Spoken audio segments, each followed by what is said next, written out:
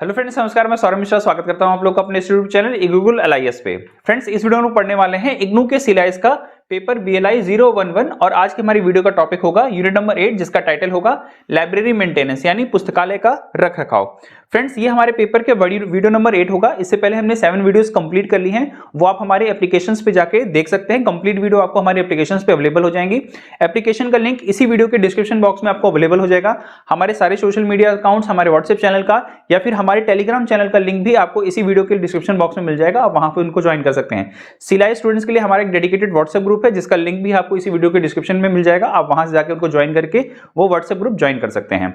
चलिए स्टार्ट करते हैं आज की अपनी क्लास, जिसमें हम लोग को देखना है जो हमारा मेन टॉपिक होगा लाइब्रेरी का मेंटेनेंस यानी लाइब्रेरी के मेंटेनेंस कैसे होता है। जो भी लाइब्रेरी के इक्विपमेंट्स हैं या फिर हमारे इंफॉर्मेशन सोर्सेज हैं उनको हम लोग कैसे मेंटेन करते हैं, उसके बारे में अपनी इस वीडियो में हम लोग चीजें कवर करेंगे। एक बार देख लेते हैं कौन कौन से टॉपिक्स हम लोग को कवर करने हैं। सबसे पहले हम लोग देखेंगे need for maintenance of library resources. हमारी लाइब्रेरी के जो भी रिसोर्सेज अवेलेबल हैं उनकी नीड क्या है, उनको मेंटेन करना जरूरी क्या है, जरूरी क्यों है, इसके बारे में समझेंगे। फिर basic functions of library maintenance, library maintenance से कुछ बेसिक फंक्शंस देखेंगे जिसमें हम लोग टॉपिक देखेंगे arrangement of resources, maintenance of self arrangement. फिर हम लोग स्टैक मेंटेनेंस के बारे में पढ़ेंगे। स्टैक मेंटेनेंस के फंक्शंस कौन कौन से होते हैं उनके बारे में चीजें समझेंगे, जिसमें शेल्विंग होता है, सेल्फ रेक्टिफिकेशन होता है और सेल्फ रिफर्बिशिंग होता है। ये तीनों कंसेप्ट हम लोग समझेंगे कि शेल्विंग क्या है, सेल्फ रेक्टिफिकेशन क्या है और सेल्फ रिफर्बिशिंग क्या है। इसके बाद देखेंगे furniture and equipments of the maintenance sections. ऐसे कौन कौन से फर्नीचर्स या फिर इक्विपमेंट्स की जरूरत पड़ती है किसी भी लाइब्रेरी में मेंटेनेंस के वर्क को कंप्लीट करने के लिए, ठीक है, उन सारी चीजों को देखेंगे। इसके बाद एक कंसेप्ट है हमारे पास वीडिंग, ठीक है, या फिर हम उसको वीडिंग आउट कहते हैं। वो समझेंगे कि वीडिंग क्या होती है या लाइब्रेरी साइंस में वीडिंग का क्या सेंस है, वो सारी चीजें कैसे होती हैं।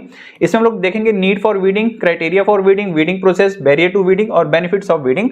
और लास्ट में देखेंगे डिस्पोजल ऑफ वीडिंग मटेरियल्स। ये सारे कंसेप्ट हमारे वीडिंग से रिलेटेड है या फिर वीडिंग आउट जो कंसेप्ट हमारे लाइब्रेरी में, वो देखेंगे।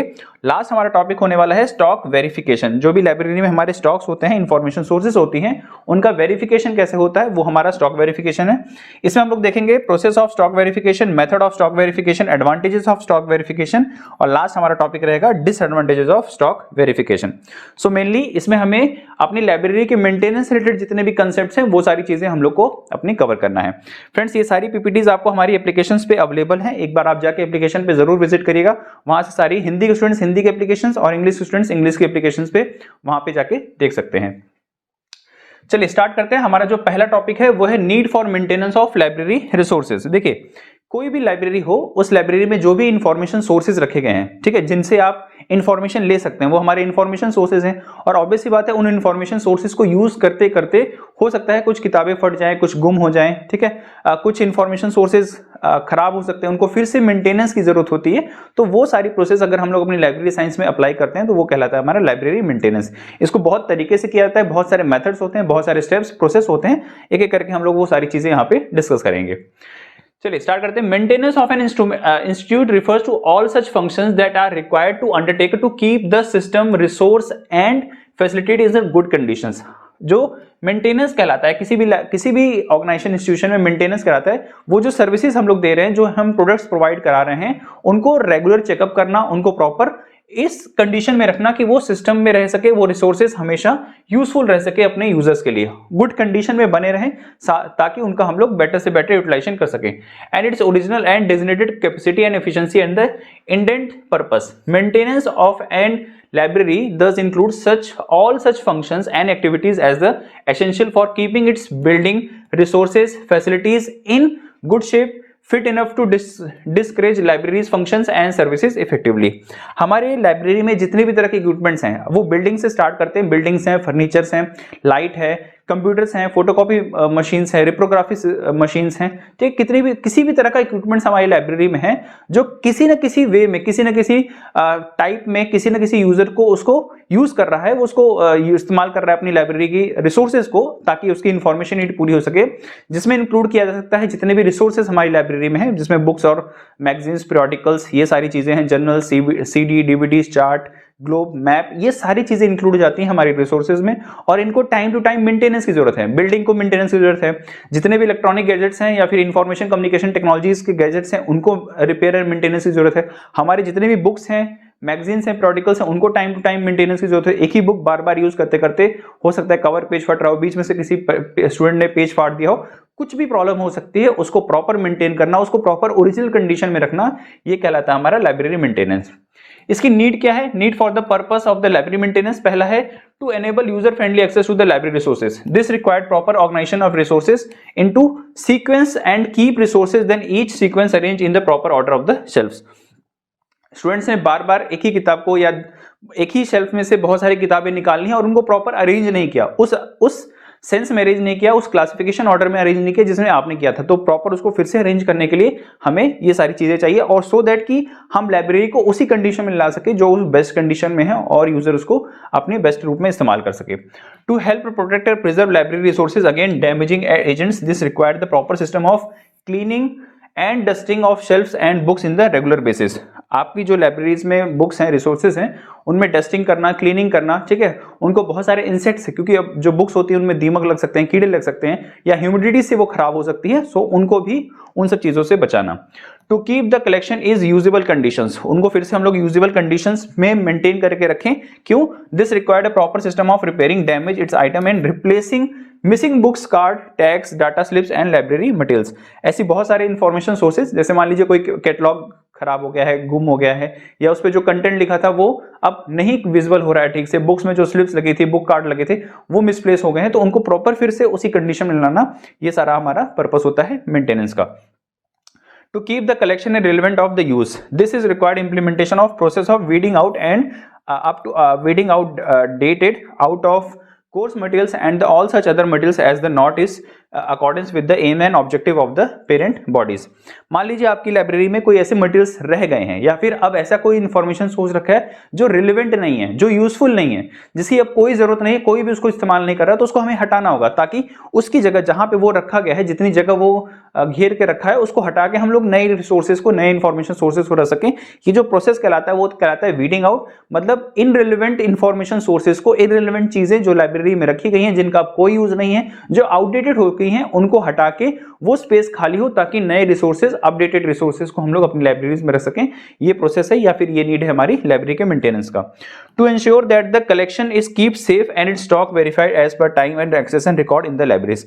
हम अपनी लाइब्रेरीज में जितने भी हमारे पास स्टॉक रखा है, जितने भी हमारे पास इंफॉर्मेशन सोर्सेज है, वो बने रहे। मान लीजिए किसी भी लाइब्रेरी में अगर 10,000, 15,000, 20,000, 30,000, 1,00,000 किताबें हैं, वो 1,00,000 किताबें हैं कि नहीं, हर साल उनका स्टॉक वेरिफिकेशन होगा, या जब भी नीडेड हो, ठीक है, जब भी आपको जरूरत हो, आप अपने स्टॉक्स को वेरीफाई करिए कि जितने इंफॉर्मेशन सोर्सेज हमारी लाइब्रेरी में थे ईयर एंड में या फिर स्टार्टिंग में, वो उस समय बने हैं कि नहीं, उतने ही रिसोर्सेज हैं, कोई चोरी तो नहीं हो रही है, कोई थेफ्ट तो नहीं हो रहा है, कोई इंफॉर्मेशन सोर्सेज बहुत ज्यादा डैमेज तो नहीं हो गया है, बारिश की वजह से या फिर दीमकों की वजह से प्रॉब्लम्स तो नहीं आ रही। ये सारी चीजें मेंटेन करना हमारा स्टॉक मेंटेनेंस का, या फिर हमारे लाइब्रेरी के रिसोर्सेज को मेंटेनेंस का काम करता है।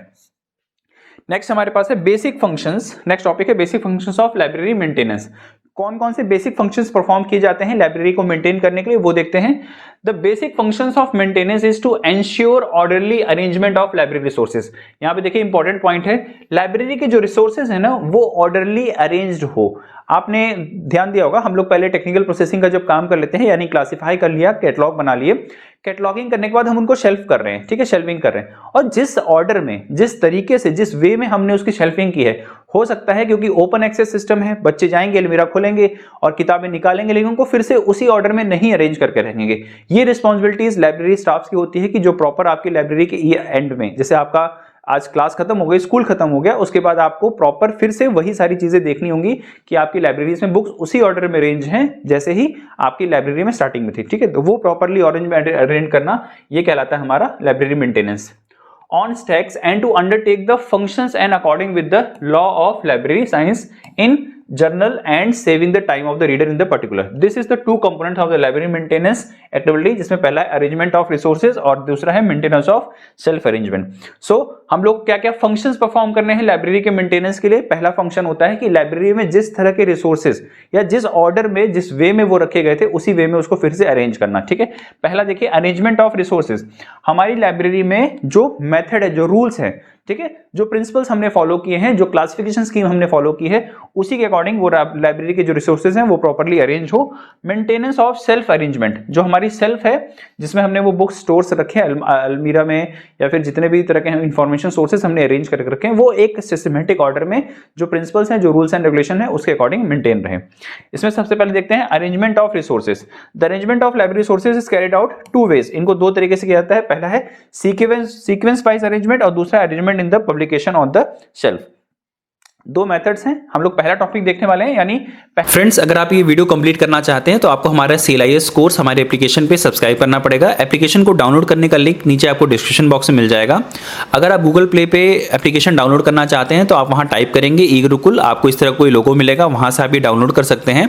और अगर आप एप्पल फोन यूजर हैं तो आपको पहले क्लास प्लस एप्लीकेशन डाउनलोड करनी पड़ेगी अपने एप्पल स्टोर से, और वहां पे आपसे ORG कोड पूछा जाएगा जो आपको टाइप करना होगा ZMXYG। अगर आप ये ORG कोड टाइप करते हैं तो आपको हमारे ई गुरुकुल का जो भी कंटेंट एप्लीकेशन पे अवेलेबल है वो सारा आपको अवेलेबल हो जाएगा। यहाँ पे आप देख सकते हैं मैंने टोटल CLIS कोर्स का वीडियो ड्यूरेशन आपको प्रोवाइड कर रखा है। एक एक यूनिट की कौन कौन सी वीडियो कितने लेंथ की है वो मैंने आपको दे रखी है। टोटल आपको जो CLIS कोर्स है वो 24 वॉच आवर का है, मतलब 24 आवर्स के ड्यूरेशन का मैंने कंप्लीट कंटेंट आपको एप्लीकेशन पे दे रखा है। आप अगर एक बार कोर्स परचेज करते हैं तो एट अ सेम टाइम आपको सारी वीडियोस का एक्सेस आपको अवेलेबल हो जाएगा, और आप चाहें तो रोज एक या दो वीडियोस अपनी कंप्लीट करके अपने सिलेबस को कंप्लीट कर सकते हैं। आप हमारे CLIS व्हाट्सएप ग्रुप से ज्वाइन होना चाहते हैं तो आप ये QR कोड स्कैन करके हमारे CLIS व्हाट्सएप ग्रुप से ज्वाइन हो सकते हैं, या फिर मैंने डिस्क्रिप्शन बॉक्स में भी इस व्हाट्सएप ग्रुप का लिंक दे रखा है, आप वहां से भी इसको ज्वाइन कर सकते हैं।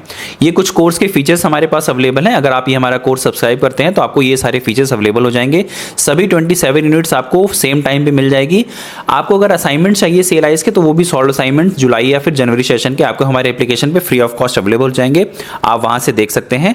कुछ और कंटेंट्स भी हमने यहाँ पे अपने इग्नू के अदर यूनिवर्सिटी के हिंदी में मटेरियल डाल रखे हैं, आप चाहे तो उनको भी एक्सेस कर सकते हैं। अगर आपको वीडियो पसंद आई होगी तो जरूर से लाइक करिएगा, अपने दोस्तों के साथ शेयर करिएगा, और इग्नू के CLIS कोर्स रिलेटेड किसी भी तरह के अपडेट्स को देखने के लिए आप हमारे इस चैनल को जरूर सब्सक्राइब करिएगा, ताकि आपको डे टू डे की जो भी इंफॉर्मेशन है आपके कोर्सेज रिलेटेड वो मैं आप तक पहुंचाता रहूं।